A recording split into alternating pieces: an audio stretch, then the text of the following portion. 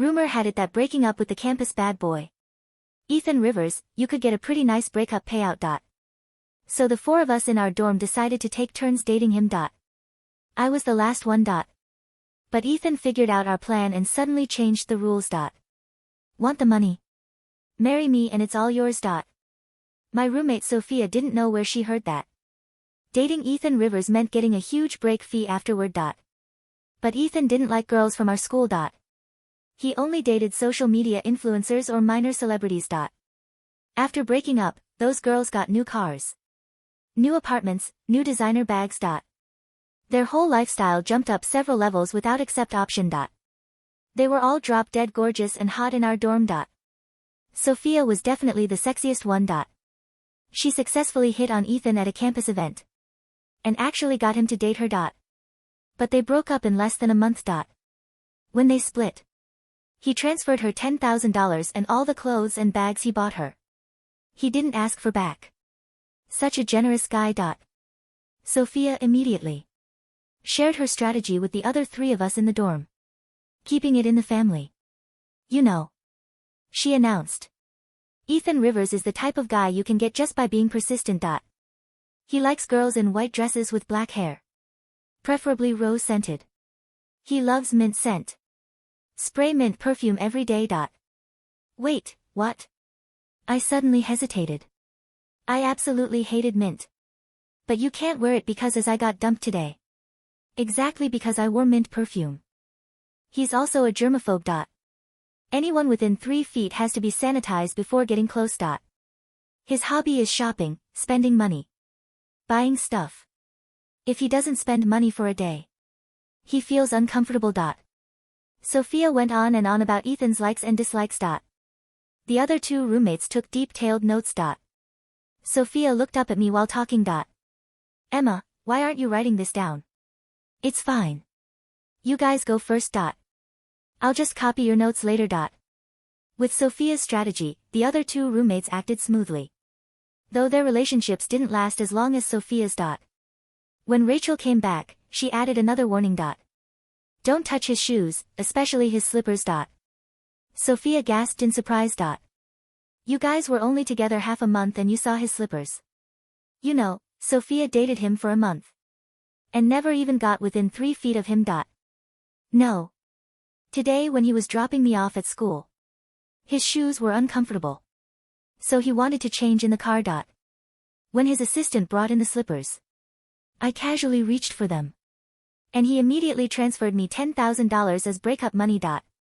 He seems to really love those slippers. Oh, and they were pink. Probably left by some ex-girlfriend. So he's obsessed with slippers. I have tons of beautiful slippers at home. I love buying pretty slippers. If he saw my slippers, would he steal them all? Then it was our dorm's third person, Madison, who went to pursue him. She succeeded too, but her time was even shorter. Just 1 week. Don't drink the bottled water in his car today. I opened a bottle and took a sip, and he immediately transferred money and told me to get out. I was trembling. I love drinking water. I'm doomed. I probably won't even last 1 day.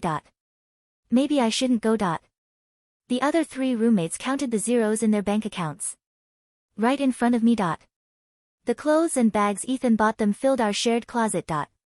The 4 of us always shared jewelry and accessories, without distinction. But now my corner was completely empty. Madison was even more anxious than me. If you don't go, someone else will benefit. The day I got kicked out of his car, girls were already waiting in front of his car, ready to stage accidents. She's right. Ethan's like a walking ATM. If he doesn't give it to me, he'll give it to someone else. Why not take advantage of it myself? Encouraged by my 3 roommates, I blocked Ethan's motorcycle after school. I gathered my courage to ask him for his contact info. He tossed me a helmet. Get on one ride and I'll add you. I'd seen him ride before. Super fast. I remembered what my roommate said about Ethan's germophobia. I asked weakly, can I hold on to you? He slid down his visor, whatever you want. I put on the helmet and sat behind him. He rode really fast. I gripped his clothes tightly, not daring to let go. The bike stopped at an amusement park. Ethan took off his helmet and asked me, "Pirate ship, want a ride?" I shook my head like crazy. No way. I'm afraid of heights. The other roommates didn't have it this hard. They just confessed and he agreed. Why do I have to go through hell just to get his number? Then let's do the Ferris wheel. Ethan's statement wasn't a question. He didn't ask my opinion. Just went straight to buy tickets with his phone. Our local Ferris wheel was known as the Breakup Master. Every couple who rode it broke up afterward. Even though we weren't a couple yet. I wanted to break up. Breaking up means getting paid. We sat facing each other inside the Ferris wheel as it slowly rose. We didn't say a word until we reached the highest point. Ethan finally spoke. "Emma. What do you girls think I am?" "Crap. He figured it out. No wonder he's been making things difficult for me today. The height and his harsh tone broke me. "I'm sorry." He pulled out his phone showing his QR code. "Add me." Then my hand shook as I pulled out my phone. Too slow. He grabbed my phone and scanned the code himself. He even saved his name as husband. I took back my phone and saw his note. This name isn't really appropriate. Is it? Your previous roommates all saved me like this. Well, they never mentioned that. Getting off the Ferris wheel. Ethan tossed me the helmet again. He rode the motorcycle back to my dorm.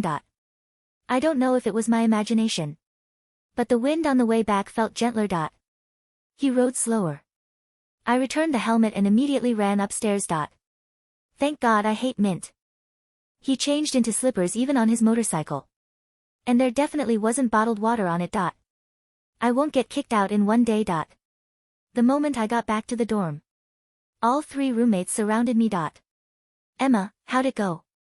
"Success. I showed them the chat screen. Rachel said in disbelief, "Husband."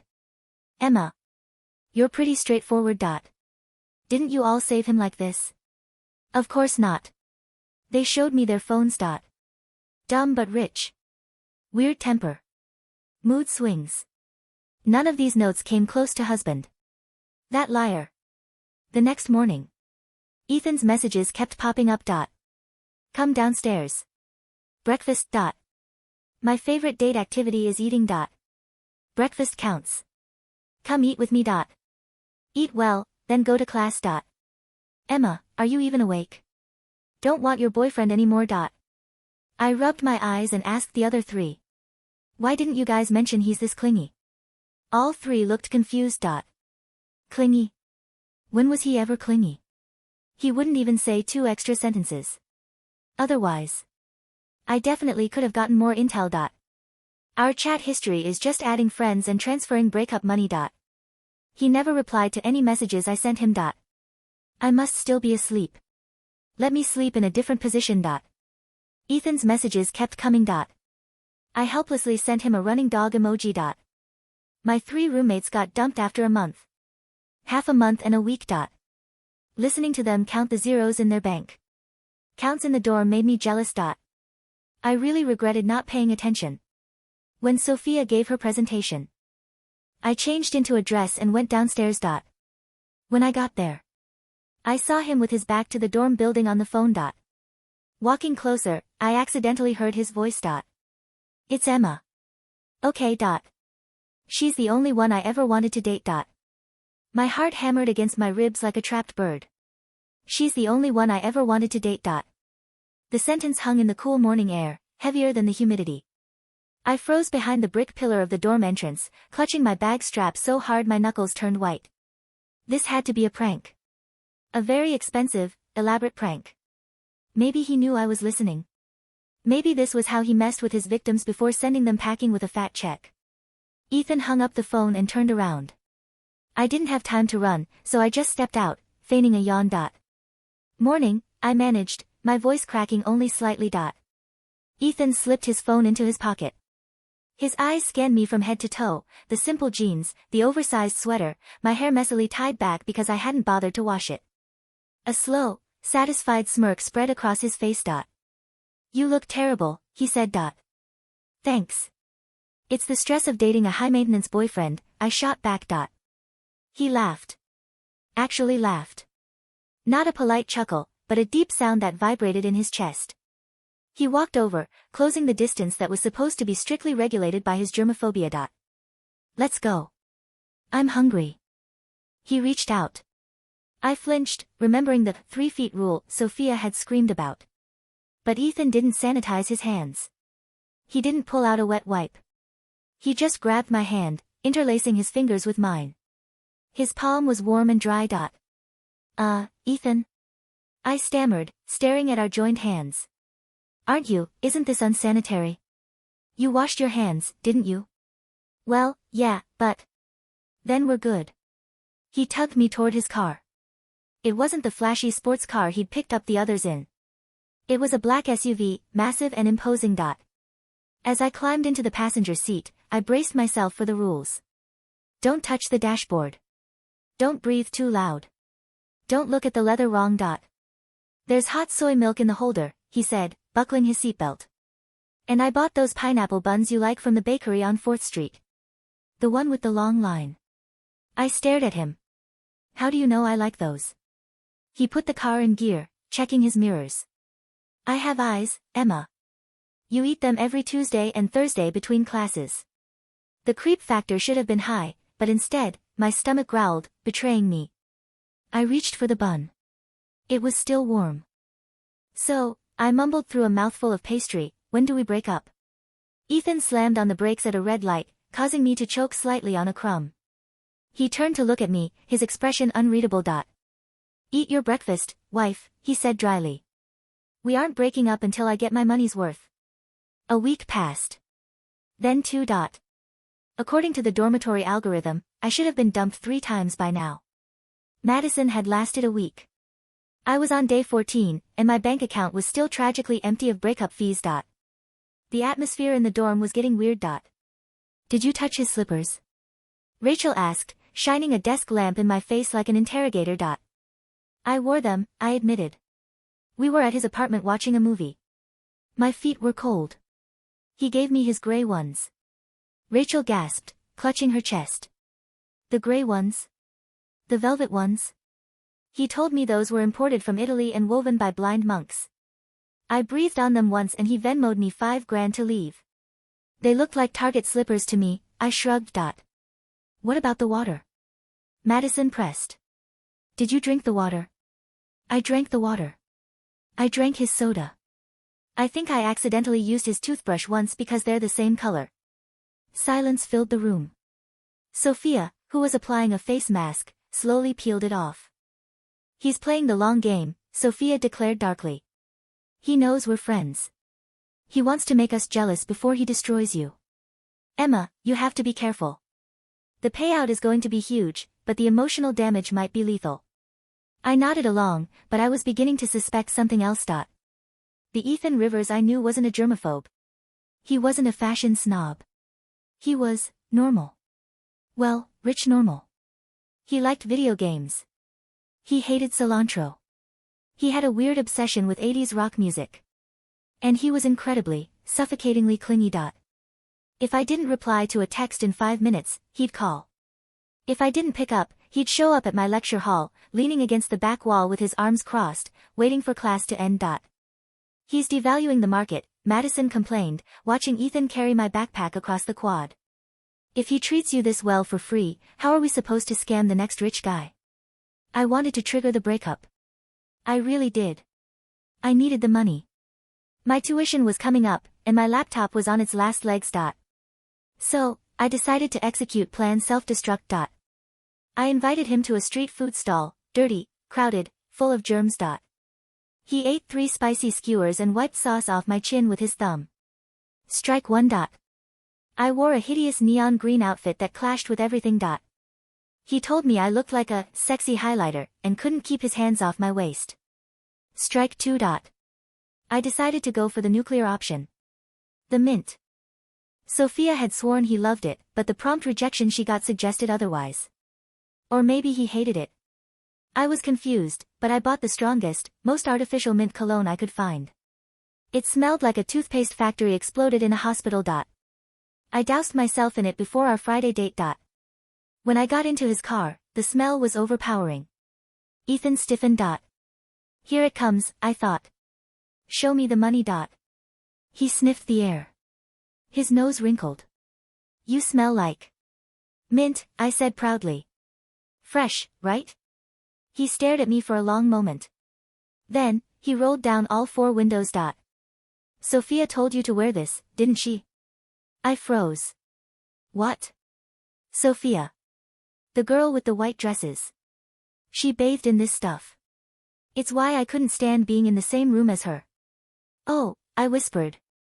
I thought, she said you liked it. She said a lot of things, Ethan muttered, merging onto the highway. Go home and shower. Scrub that off. Then we're going to dinner. You're not dumping me. He looked at me, and for a second, the playfulness vanished. His eyes were dark, intense. Emma, stop listening to them. If you want to know what I like, just ask me. Okay, I said, voice small. What do you like? You, he said instantly. Just you. Smelling like your cheap vanilla shampoo. Wearing your ugly sneakers. Just you. My heart did that traitorous fluttering thing again. This was bad. I was losing sight of the goal. I was falling for the target. The breaking point came a month in. I was at his penthouse. It was a rainy Saturday. We were supposed to be studying, but mostly he was playing with my hair while I tried to read a PDF on my phone. I went to the bathroom and left my phone unlocked on the coffee table. When I came back, Ethan was holding it. The screen was lit up. He wasn't looking at my messages. He was looking at the shared note in our dorm group chat titled, Operation, Ethan's Wallet. It detailed everything. The timeline. The expected payouts. The strategies. Beside my name, it just said, current status, pending payout. Estimated haul, $50K. I froze in the doorway. The blood drained from my face. Ethan looked up. His expression was terrifyingly calm. He swiped a finger down the screen, scrolling through the list of his exes, my roommates, and the dollar amounts next to their names. 50,000, he asked quietly. Is that what I'm worth to you? Ethan, I knew about the others, he cut me off. He stood up, towering over the living room. Sophia, Rachel, Madison. I knew they were digging. I didn't care. It was amusing. I used them to pass the time, paid them off to get them out of my face. He walked toward me, and for the first time, I actually felt intimidated. But you, he said, stopping inches from me. I thought you were different. You didn't ask for bags. You didn't ask for cars. I thought you actually liked me. I do. I blurted out. Tears pricked my eyes. I do like you, Ethan. I really do. But you're still in the group chat, he countered, holding up the phone. You're still waiting for the payout. I couldn't deny it. I hadn't left the group. The money was still the safety net I thought I needed. Ethan dropped my phone onto the sofa. He walked to the window, looking out at the rain-slicked city. You want the money, Emma? No, I'll give it to you, he said, his voice cold. I'll give you more than 50,000. I'll give you 50 million. I stared at his back. What? He turned around. The look in his eyes was manic, desperate, and incredibly dangerous. New rule, he said. You want the breakup fee? There isn't one anymore. The game has changed. He reached into his pocket and pulled out a ring box. He didn't open it. He just tossed it through the air. I caught it reflexively. It was heavy. Velvet. Marry me, Ethan Rivers said. Marry me, and you get access to all of it. The cards, the accounts, the properties. It's all yours. My mouth fell open. Are you insane? Probably, he said. But that's the deal. You want my money? You have to take me with it. For life. No returns. No exchanges. No breakup fees. And if I say no? Then you walk out that door right now, he said, pointing to the exit. With nothing. No money. No me. And I delete your number and we never speak again. The room was silent. The only sound was the rain hitting the glass. I looked at the velvet box in my hand. Then I looked at Ethan. He looked like he was bracing for a punch. He expected me to leave. He expected me to choose the easy way out, or to be too scared of the commitment. He was testing me. Not to see if I was a gold digger, but to see if I was brave enough to handle him. I walked over to him. I didn't open the box. I just shoved it into his chest. He flinched, looking down. So you're leaving? No, you idiot, I said, grabbing his collar and pulling him down to my level. I'm saying you propose on your knees, or it doesn't count. Ethan stared at me for a split second, shock registering on his face, before a grin broke through, relief washing over him like a tidal wave. He dropped to one knee so fast I thought he hurt himself. The fallout in the dorm was nuclear. When I walked in wearing a diamond ring the size of a Jolly Rancher, Sophia actually fainted. Madison tried to calculate the resale value of the ring on her calculator app, but her hands were shaking too much. You're marrying him? Rachel screeched. For the money? Emma, that's extreme. Even for us. Not for the money, I said, flopping onto my bed and staring at the ceiling. Well, the money is a nice bonus. But mostly because he buys me pineapple buns. He's a psycho. Sophia yelled, recovering from her swoon. He's a germaphobe who hates water and loves slippers. Actually, I said, sitting up. He hates mint. He only acted like a germaphobe because he didn't want you touching him. And the slippers? He just didn't want you wearing them. The three of them sat in stunned silence. We were placeholders. Madison whispered. Pretty much. Well, Sophia sniffed, straightening her dress. At least we got paid. True, I said. But I got the husband. 3 years later. The wedding was small. Ethan wanted to elope, but I insisted on a party just so I could invite the roommates. They came, dressed in the designer clothes they'd bought with their breakup fees, looking bitter but fabulous. Ethan stood at the altar, looking handsome and nervous. He wasn't wearing pink slippers. He was wearing custom leather shoes, but I knew that the moment we got in the limo, he'd kick them off. As we exchanged vows, he squeezed my hand. I love you, he whispered, off mic. I love you too, I whispered back. I transferred $10 million to your personal account this morning, he added casually. I nearly choked on air. What? Why? Just in case you ever want to leave me, he smirked. I wanted to make the breakup fee so high that you'd feel guilty taking it. I laughed, tears streaming down my face. You're impossible. I'm yours, he said. And as he kissed me, I realized that for the first time in the history of our dorm, the gamble had actually paid off. Not in cash, but in something much, much better.